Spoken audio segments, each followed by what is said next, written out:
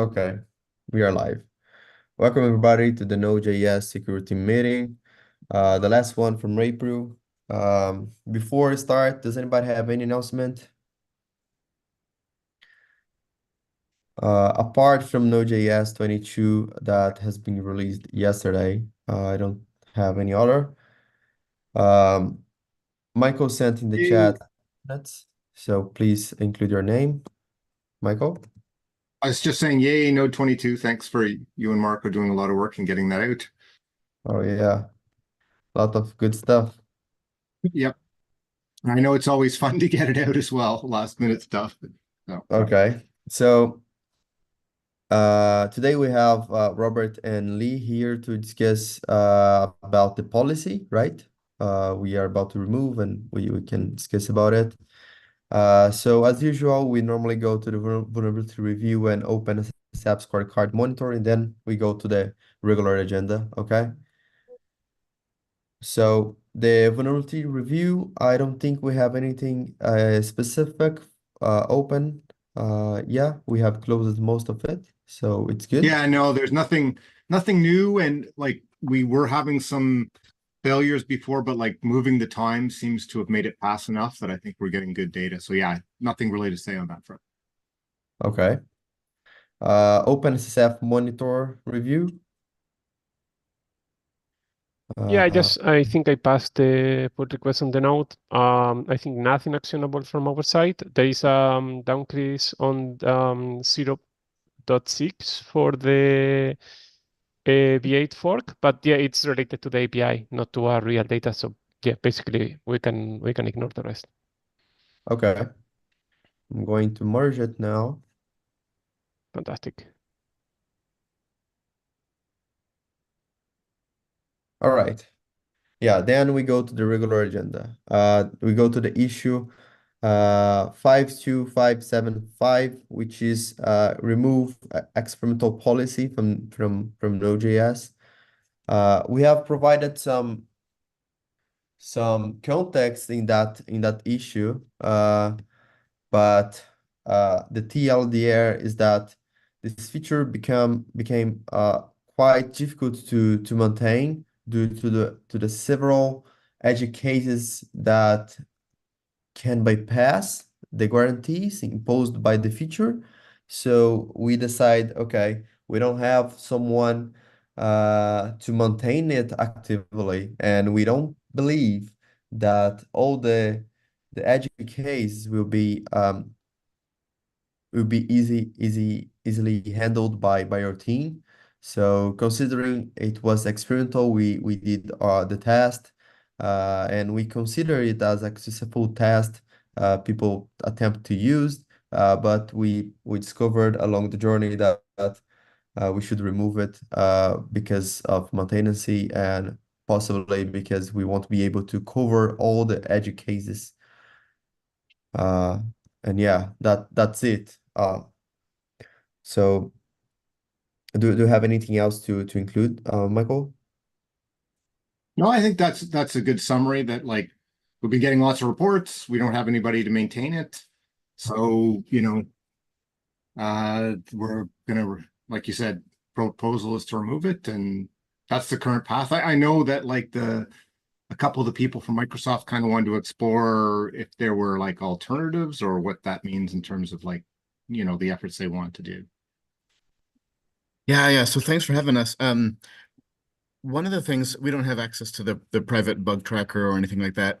Would be really helpful if there's a way that you could privately share kind of those reports or your investigations or anything like that, so we could help understand the context. Mm-hmm. But I just wanted to give just kind of another kind of reiteration of kind of why we're interested in this in the first place. And the experimental policies were a path that we were recommended to take, but the actual mechanism of what we're worried about um, is irrelevant. There's other ways to do it as well. Robert's done this. He's got experience doing this with Python. We've done it with PowerShell and Windows scripting host and VB script, and like there's kind of a pattern to do it. But the context of why this is important is kind of two things. So in Azure and Microsoft, we use code integrity policies on machines that prevent sort of unexpected software from running on them. So in a strong production machine, you put a code integrity policy. That way, if binaries get planted, they can't run because they don't match system policy. Microsoft treats this. This is a Windows feature, code integrity. It's been used in many things. It was used for locking down, Windows 10s and things like that. This is the same thing approach that's used on iOS and Android for making secure systems. The other thing it helps really do is, when you have any sort of web app, always the risk here, right, is sometimes you'll get something like an arbitrary file overwrite, and those are kind of dime a dozen. They happen, unfortunately, pretty frequently anytime you've got an upload or something like that. Code integrity policies on a machine help prevent an arbitrary file overwrite from turning into remote code execution, right? If somebody can overwrite, one of your .js files, then now they got code executing versus your web app just crashing and them not able to kind of escalate into your machine. That's kind of like level one. And then also level two is an important one, which is on secure administration machines. So machines that many organizations use to like manage production using different credentials, different machines, not the same machines that they're using for browsing the web and checking email and all that kind of stuff. Those machines, we also put code integrity policies on, and they're even more strict, where making sure that somebody with access to the machine, even though they don't have root access, they have not administrative access, still being able to run arbitrary binaries is a risk. One of the things that you're for sure aware of, Node is a very popular backend for Electron apps and stuff like that. And so there are a lot of Electron apps that are used in sensitive environments like secure, like, Teams and things like that, Zoom, right? Like a lot of Electron apps where having them on a machine now becomes a risk if you don't have a code integrity policy that Node itself can enforce. All right. So it looks like the principal feature that is being used is not guaranteeing which module will be requested by the index.js, for instance, but the policy integrity of each file, right?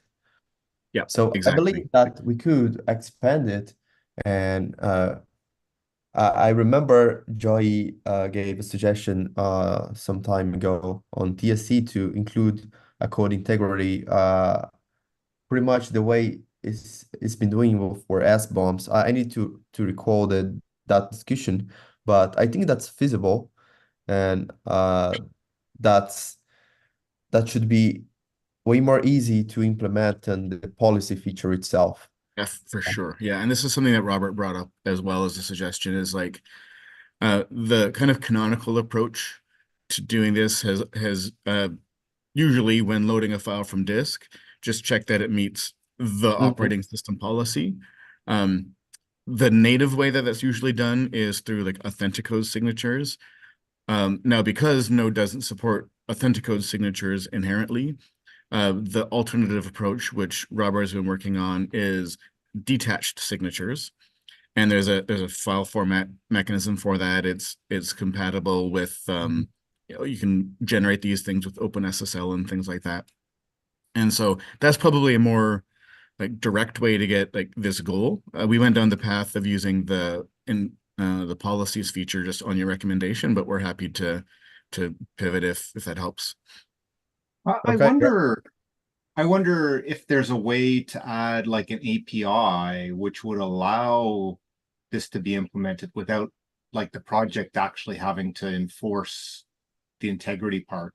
Just because like that I can see, like, if we can provide an API, then there's less risk that we're going to get like CVEs that say, hey, you're not actually enforcing this, because we sort of like pass that on to, like, for example, whatever you implement on Windows or So is that something like, is that possible? Because that would reduce our surface area even further.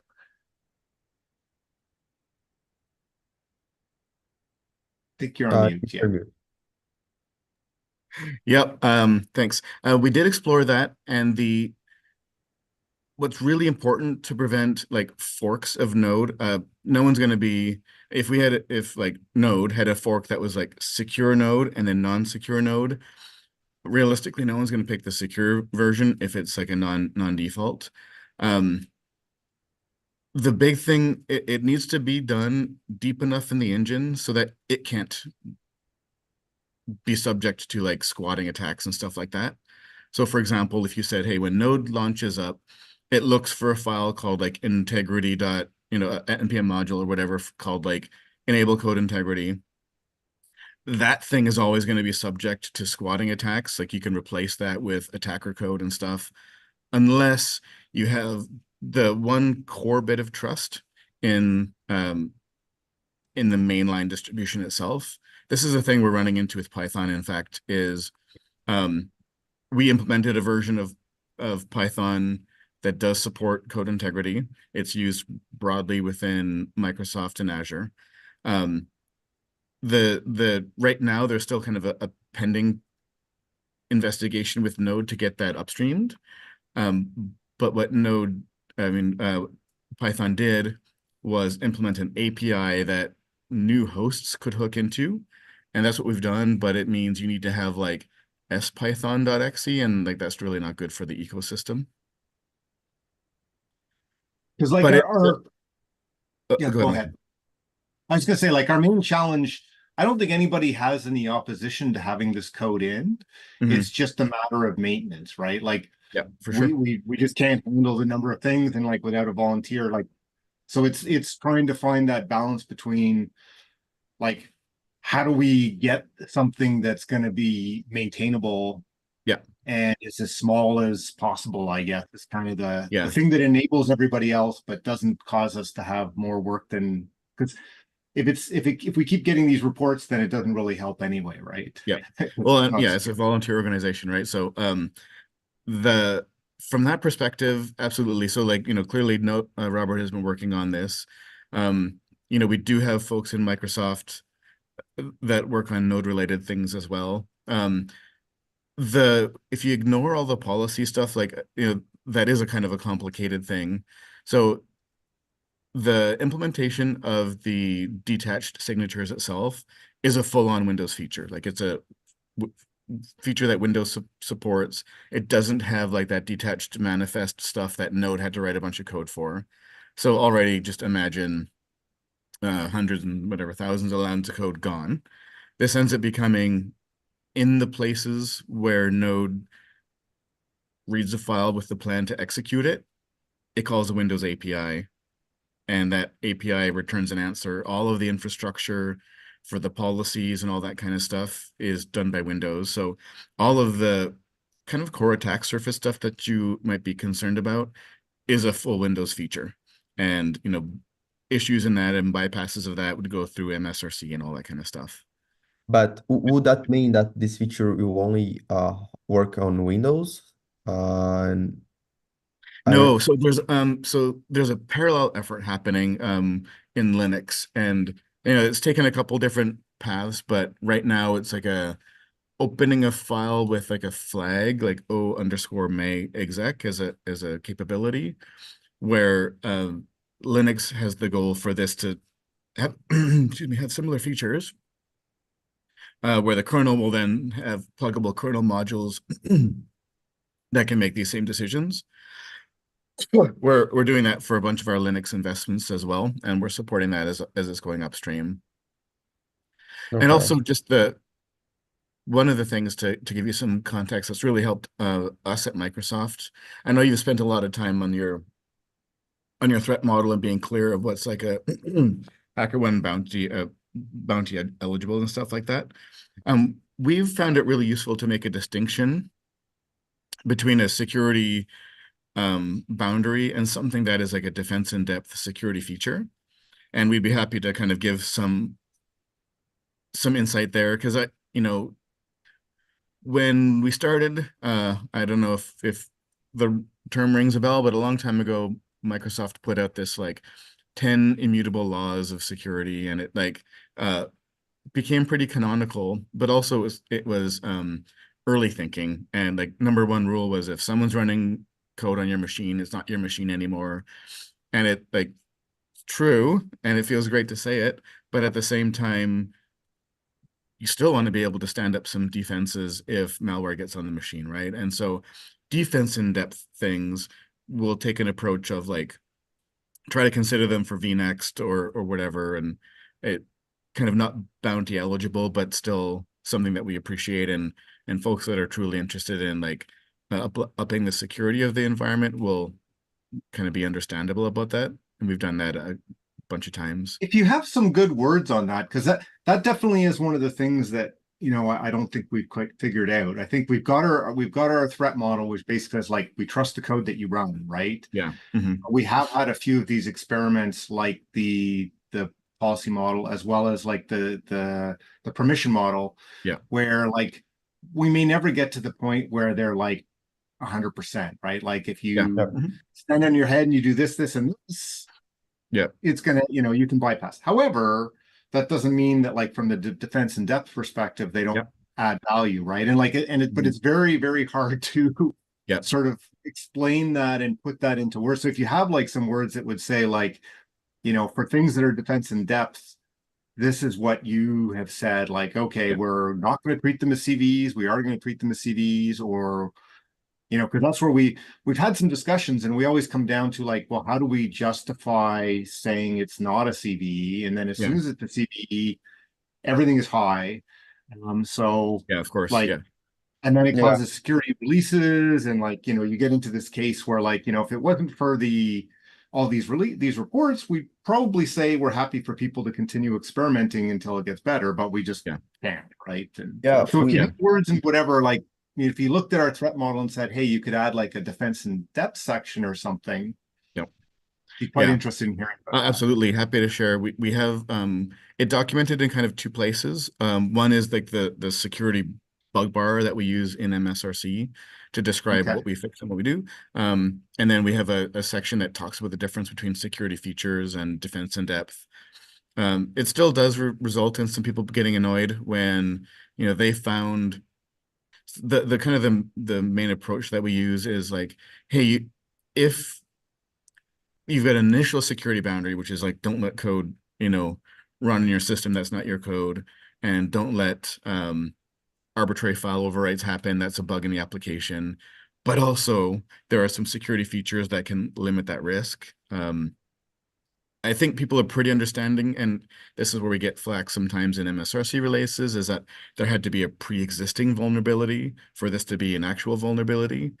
We still feel that we're doing the right thing by still limiting that secondary exploit, but yeah, people will get frustrated sometimes, but I think it has more benefit than just kind of dealing with the noise sometimes. It Happy to share definitely is some helpful resources. to have some stuff we can point to, because that sort of automatically like says, okay, yeah, you've written this down, so if we can add to that.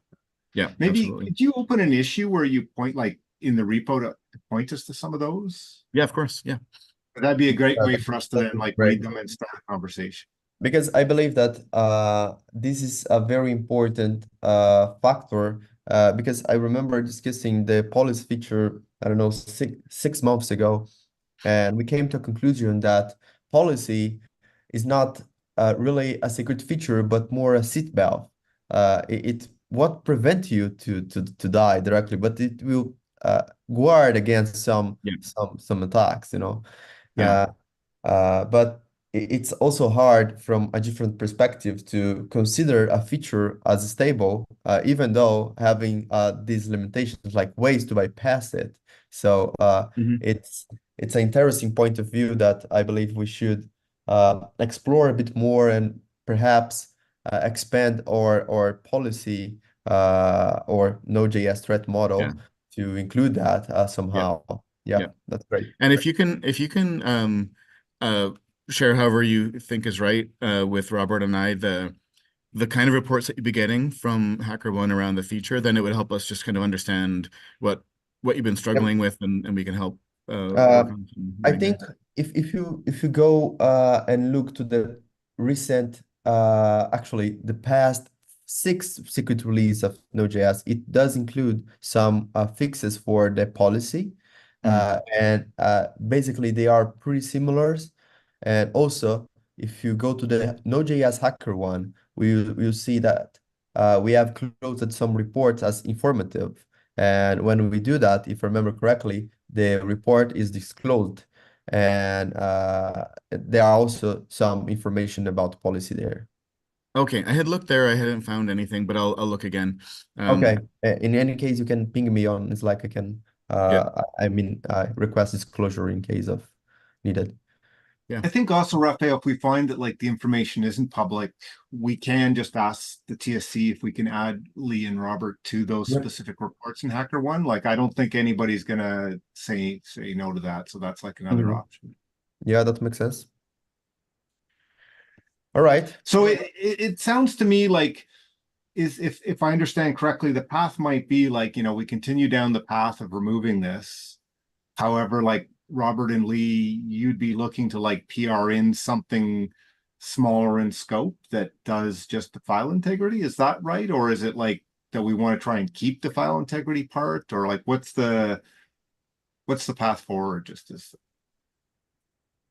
Yeah, the approach would be essentially like taking the PR and just like there's one part where we're checking it's like been integrated into the policy evaluation engine. The approach would instead be where Node used to be calling into policy would then call into some Windows APIs, but it should be most of the code in this PR specifically is going to be related and valuable. Just kind of a shuffling some APIs around a little bit, but not okay. requiring the Now you policy say feature. Windows API, so that's back to like, would it be Windows specific or is it like that's There not would have to necessarily be, yeah. So we're right. working like closely with Linux in this OME exec feature. It's gone under some ups and downs. This would be a thing where there would have to be kind of conditional call depending on which OS you're living in. Mac also has its different like AppGuard kind of stuff. So kind of where those are available would be a thing that it could call out to whatever is appropriate. Because I think like I just so curious. So to start out with, it would probably be Windows specific. Yeah. What I'd really also like, and I, Raphael and anybody else, correct me if I'm going too far with this, but like it'd be nice to ask if we could get one of your team or you or whatever to basically be on call for, hey, we just got a vulnerability that's related to this. Can you help us fix it? Right, like. So that, and like we said just a second ago, we can bring in people to specific HackerOne. So like Yeah. it would be basically, there's a report on this. We can point one of you at it and you'll tell us what to do, right? And, even to the point of Oh, absolutely. Like PR. if there's a vuln in this, it's a vuln that we care about. We're not Right. So absolutely. That's what I'm thinking. So like I think that would be the, for me, that sort of closes the loop. Like, yeah, okay, even if it's Windows specific, we got some people from the Windows team who are willing to keep it going. If the Linux teams or like distros want to do something similar, then if we find the people who want to support that, great. And same with Mac. But yeah. I mean, Cool. we That have to sounds make great. sure We can evaluate kind of recasting the PR into not depending on the policies feature and instead use the detached signature support. And then we can absolutely open up an issue to kind of give links to where we've been talking about the difference between security features and the bug bars and all that kind of stuff. And if it helps, I'm happy to talk more if it helps too. And we're talking about 2 PRs now. Like there's one which is like the removal of the existing stuff, and then you've got another one which adds back in what you need effectively, right? Or Sorry, I thought you were saying a different thing. So the 2 PRs, one being, hey, here are a bunch of links for you and stuff. The other one is abandoning the one that we've got, but recasting it to, or updating the one that we've got to not use the policy feature. Right. I guess there's like a third one, which is like we're the one that Raphael's been working on to just remove the policy feature, right? Like Sure. that just Yeah. goes ahead as is, and then Yeah. the PR you've been working on adds the bits in that you need, right? Yeah. Yeah. By the way, I'm including some most of the things we are discussing on the Node.js 2024 initiatives, which is the issue. We are planning to do things for Node.js security in 2024, and then we possibly discuss all the suggestions and select some of them to work on 2024. Sweet. Thanks. Okay. So do we have anything else to discuss on that part?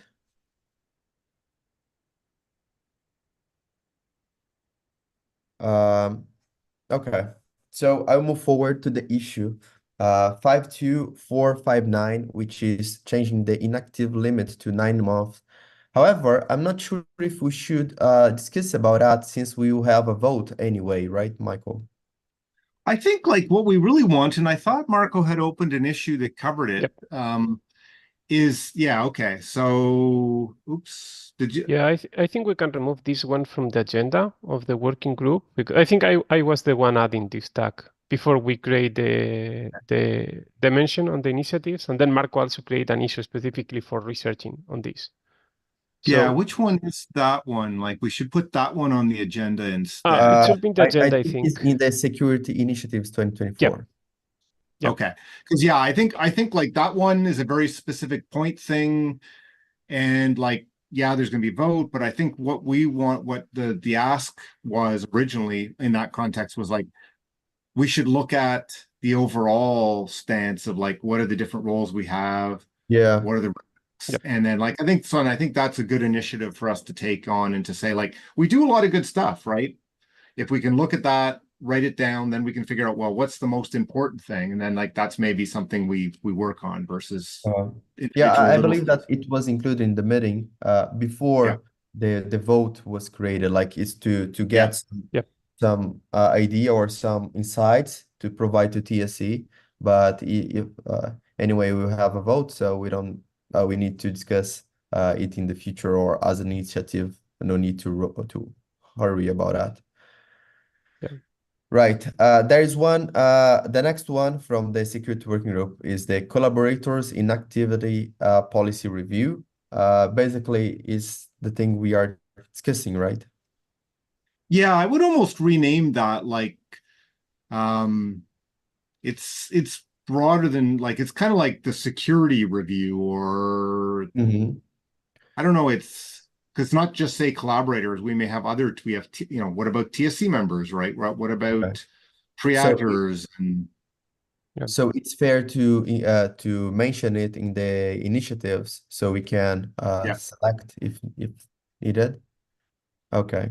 I just was thinking like maybe we can rename it to something like project roles and access review or something. I don't know. Maybe it's fine to leave it, but like it's kind of like we want that bigger picture versus just like the one just say looking at collaborators only. Yeah. Okay. So I remove it from the security working group agenda and include it on the initiatives. So I think we'll have plenty of initiatives to maybe select a few of them next week. Yep. The next issue in our agenda is can we have unsecure features in Node.js? And that's I believe is it's a bit related to the thing we have just discussed, right? Like features that is not uh, uh, contains ways to bypass, but it's more like a seatbelt for something, right? Originally, this issue is about an HTTP server, if I remember correctly, that will have ways to bypass, ways to attack, like it's totally unsecure. And I think Antoine included this issue in your repository so we can have a discussion if that makes sense for Node.js in terms of maybe this feature is meant for test usage or something like that. Definitely not production usage. And should we have it anyway on Node.js or we should have like a clear boundaries of what should be because once we define, okay, we can have unsecured features, these features should not be eligible for vulnerabilities or HackerOne reports, right?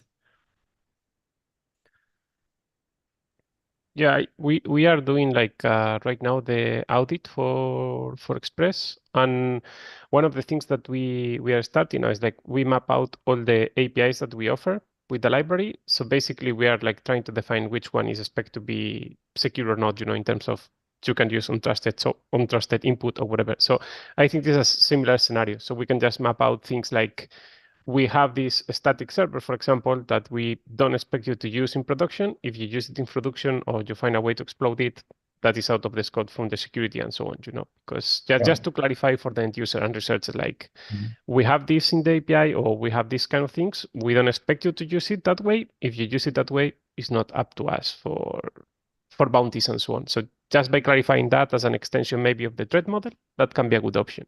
Yeah, my concern here is that we also say that experimental features are not meant for productions, but it doesn't Yep. mean that experimental feature is unsecure. It's just that Yep. we are developing it and we aim to have it stable so we can use in production. I For see. this feature specific, it will never reach the stable version, right? Like because it's not meant for production. And even saying that this is an unsecure feature, developers can be targeted when doing like Yep. tests, things like that, right? Like, I don't know if this is uh, this is something we should have on Node.js.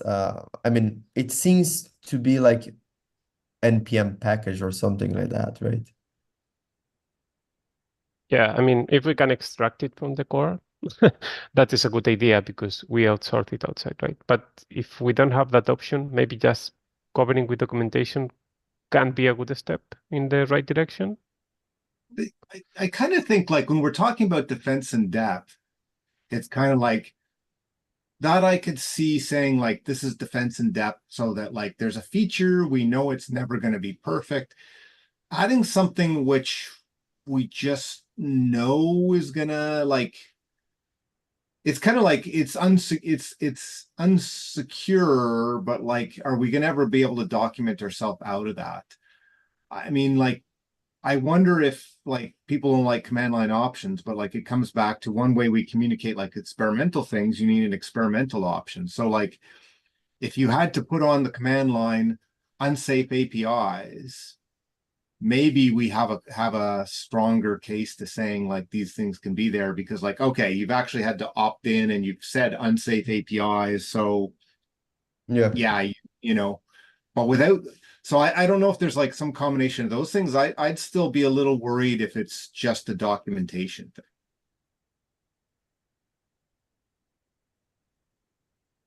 If I can offer some Sure. feedback here too, or some experience. What's going to happen is people aren't going to even care about the security. They're not going to blame Node for it. They'll just make a choice and end up with a Node Express server, and then they'll still have security issues. And so one of the things that we've always struggled with at Microsoft is how to then they'll ultimately blame Node regardless of what document happened. And so this isn't defense to depth features. This is just things that we say, hey, we're never going to try securing. And so I think what I was reading in the public issue on this was kind of a good direction, which is probably this makes sense to be a separate NPM module that somebody can install. Yeah. The The thought from Antoine is that this is already available via NPM package, but he believes that there is value to have this feature built in.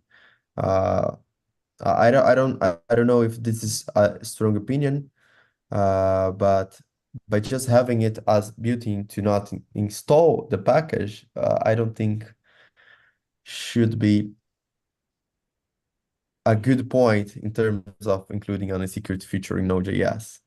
So that's my point so far. I mean, maybe we should ask Antoine or Tobias to join the call and explain a bit more about this feature and why they believe it should be included in Node.js core.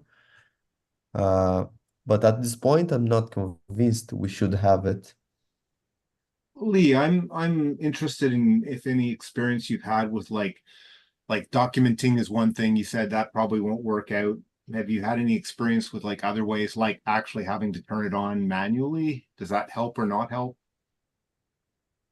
One of the things we've done, so for example, in PowerShell, had more things go through like the PowerShell gallery, like same thing as NPM, because you're also in the business of like shaping an ecosystem, and people aren't necessarily thinking about security as they're doing their first, messing around with an API or whatever, and when you're shaping the ecosystem at that point, you're just going to get a lot of people that use what the project considers a non-prod insecure thing, and whether it's this Express server or something else, but they'll end up falling into that because it's easy in there.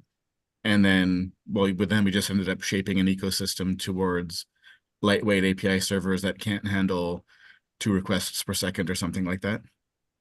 I was more like, like if they had to actually put unsafe APIs on the command line, Oh gosh. would that help at all, right? Like, Yeah, so there's this PowerShell has this thing called the execution policy, and it was meant to be a defense in depth thing. People in malware would use dash execution policy, and then we started to have a lot of people confused about, well, is it a security feature or not? Because in the first version of PowerShell, it was in the administrative part of the registry. So for the second version of PowerShell, we took it out of that part of the registry. We made a command line argument that anybody could type that was execution policy bypass. We made an environment variable that you could bypass these things. yeah. And then you started seeing people who were like, hey, I just hacked PowerShell because I used the command line argument.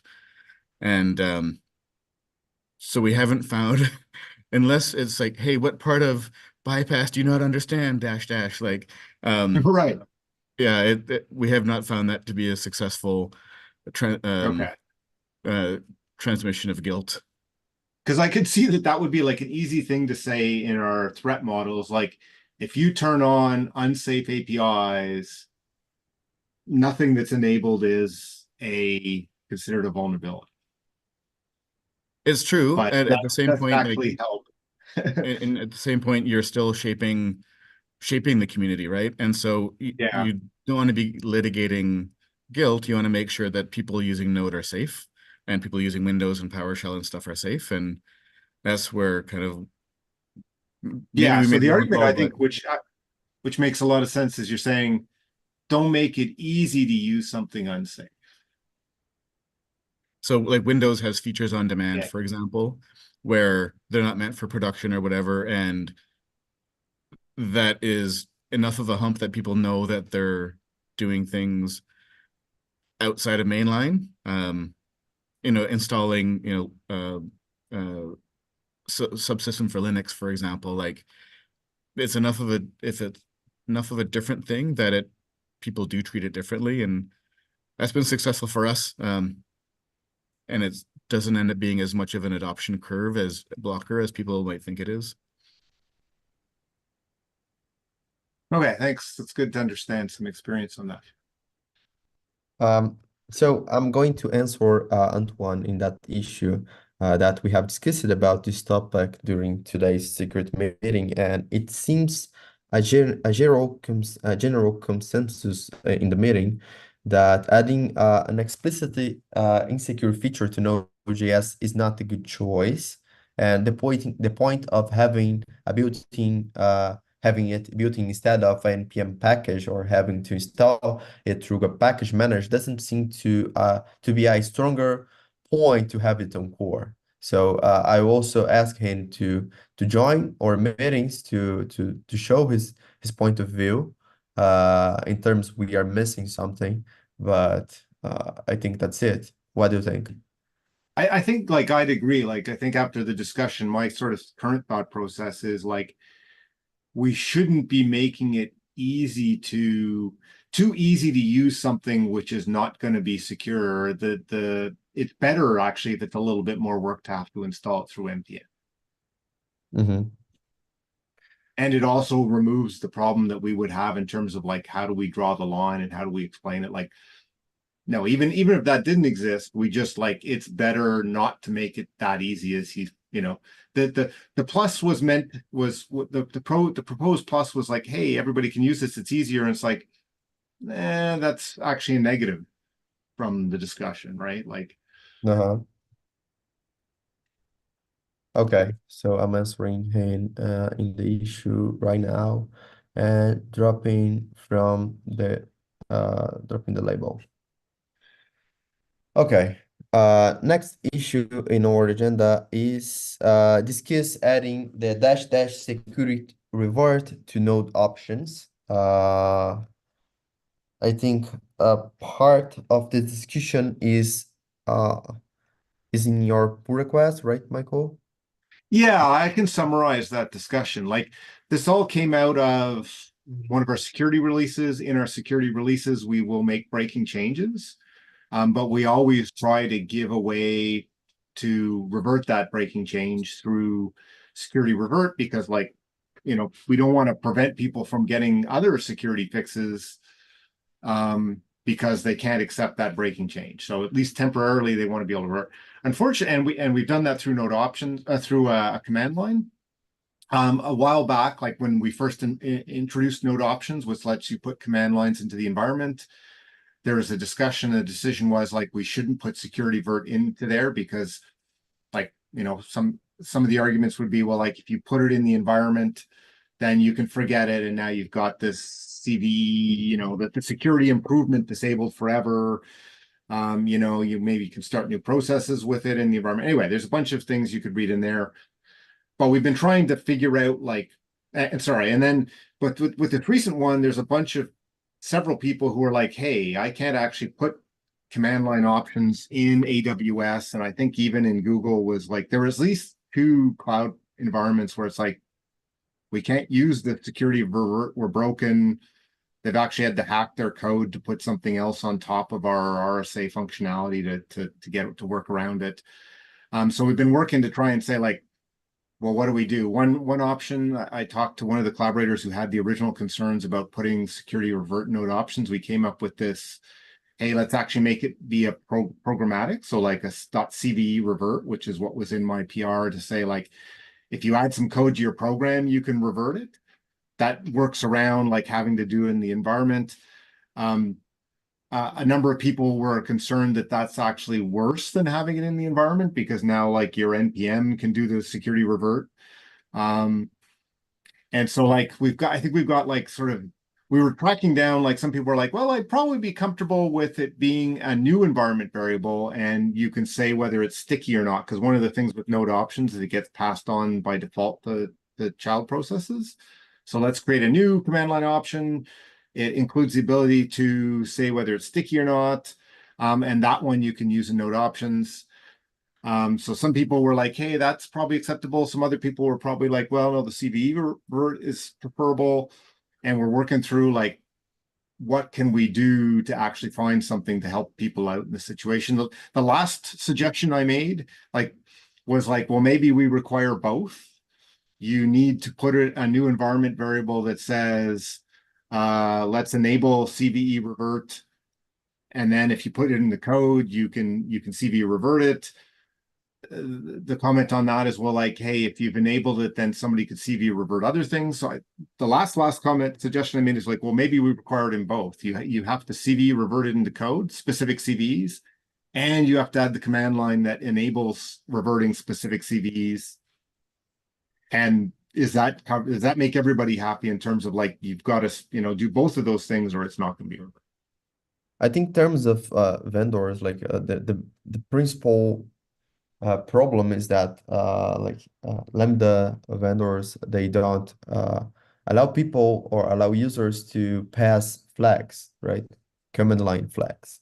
So if we require both, it won't solve their problem. It will be pretty Well, much. no, if we require both, but that flag can be used in node options, it's okay. The problem is that like node options would solve their problem. However, the command line, but we've said that the security revert command line flag can't work in node options. If we actually create a new flag and it can be used in node options, then they could use it because they can set things in the environment. Yeah, but how is it different from allowing it through node options itself? It would be different because it would be not directly CV revert itself. Like it would be different in that it would be like, okay, you've had to say CVE revert in this. Like today, if we turned on security revert and node options, you could do it regardless, right? Like that automatically just propagates and it works. This would be a new option that would say, I allow you to programmatically CVE revert CV XYZ. But that wouldn't actually on its own do anything, right? That would just say you're allowed to use CV revert. Then you would have to change your code to also say .cv revert in the code, that particular CV, and only if you've got it in the environment through the node options command line or environment through the node options, and you've programmatically said CV revert, would it actually do anything? So that's the difference. It would end up requiring both of them. Sorry, go ahead. I think you're on mute. Okay, I think it might make the attack a bit difficult, but it won't reduce, like, it won't mitigate this, right? Like, if a malicious actor understand that, they can perform pretty much the same. Like, once, I think the concern from James was, okay, I'm running an Electron app that spawns some childs, and I don't want to pass that node option or that security revert to the children, right? Right. Uh, But if you can run .cv revert in the code, you can already do RM everything on your whole machine. So like it comes back to our threat model. Like if you can run untrusted code, anything can happen.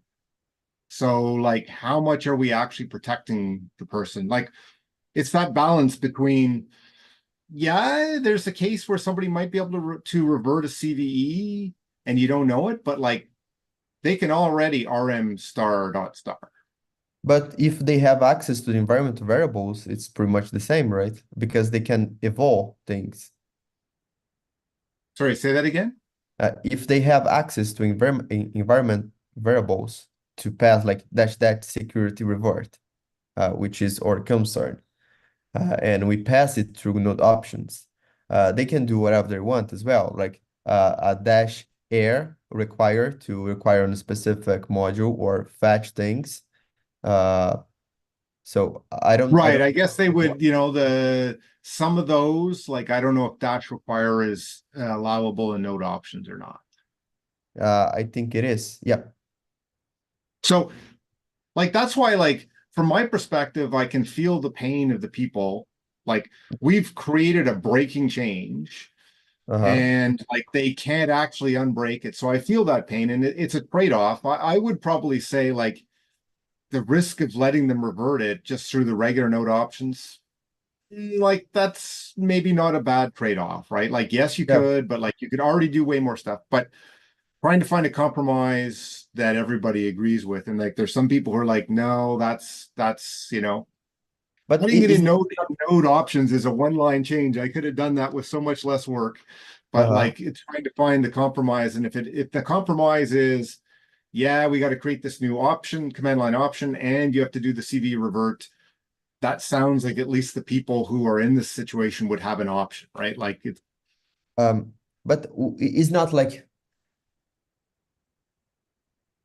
we are not in the position to, okay, we allow it through command line flags. Why they are asking us to provide it through node options, but not asking the vendors like Lambda to accept command line options instead? I mean, that's another thing. We can dig our feet in and say, hey, we don't want to help you, right? But I just feel like because we've got the policy of we're going to make breaking changes and we try and make it so that people can revert things, I feel personally a lot better if they actually can revert them, right? Like, and when I Yeah, know I they mean can, that's why we provide the flag. yeah, I also understand their point of view, but it seems that we are doing workarounds just because vendors don't want to let them to pass command line flags. yeah. That I that's my put that feeling. into the maybe we can fix. There's some things we can fix. There's some things we can't fix, right? Like, so Yeah, we can basically say, no, go back to your vendor. We're not going to do anything. because technically, if vendors allow that through command line options, we don't have any attack vector or any threat, right? Right. It just comes to me like I see it as a totally reasonable, like, you know, I can kind of understand, I can understand the environment thing, but like if you put the environment with the commit with running some code, now you've basically said, well, you have to run code. You're already like the risk that the additional risk that we're incremental risk we're adding is well under the bar for maybe the value we're given. Right? Like that's just where I'm coming from. Is like, Yeah, I totally understand. I'm just saying that yeah, if we do that, we might introduce like a small chance of risk for specific users in case of electrons, trying to make life better for vendors users. Uh, it's just like a trade-off, right? Like as you yeah, said, exactly, right. And in that's where like I'm like, in terms of like not doing anything, the trade-off is just if vendors allows that, there's no like trade-off. It's just win. I agree. Like, yes, that if they just, allowed the command line options, then we'd be good. So it's just whether, so that's a valid answer. Like we could say, sorry, I just like the incremental risk is like, it's only for these things that are CB report reverted. It's only like going to last until the next major, right? Like it's not forever because we actually do we remove the revert possibilities in the future. Like there, who's to say like people couldn't somehow get like it just it's a small bit versus like, hey, we make breaking changes that we know are something we don't want to do. And we try and have a mitigation, but now we know like it doesn't actually work for some people. And like you said, it's a trade-off. I'm just on the like my personal thinking is like I'd feel better knowing that when we make the breaking changes, we're not putting people in this position, right? Like, Okay. and the risk seems reasonable to me. So that's why, like, in this one, it's like, if people are willing to come, people come up with compromise, I'm willing to spend a little bit of time to get it in. Um, so, but like, if consensus is no, we just can't do this because it's too risky, and it's like for some reason people have other opinions, that's okay too, right? Like it's not personally, it's not affecting me or even like the company I work from. None of our customers, I don't think, would be affected by this. It's like you said, it's some of these cloud providers, but still, personally willing to invest a bit of time to see if we can do something to help. All right. Does anybody have anything else to add? So I think that's the end of our agenda. I think we might want to let the secret revert again in the meeting. I don't know if we need to discuss it again. Maybe just asynchronously, right? Yeah, I So think if jumping into like I haven't seen if there's any responses to the latest suggestion, but like I think it's trying to figure out like it sounds like yeah, we can leave it in. I think you're right. We're pretty much at the end, but we could just leave it in, see if it's resolved by the no, next time. And we can okay, even have like an opinion maybe from this group that says we think we should have something or like it's okay, like, no, it's better to just do nothing, right? Like okay, right. So that's the end of our agenda. Thank you everybody for joining. Thank you, Lee, Robert, and Carlos for joining as well. I'm just seeing the comment. Oh yeah, no, just as I was reading the agenda Mhm. about the permissions model, Uh-huh. one of the things is we've got many years of trying to do this within engines themselves.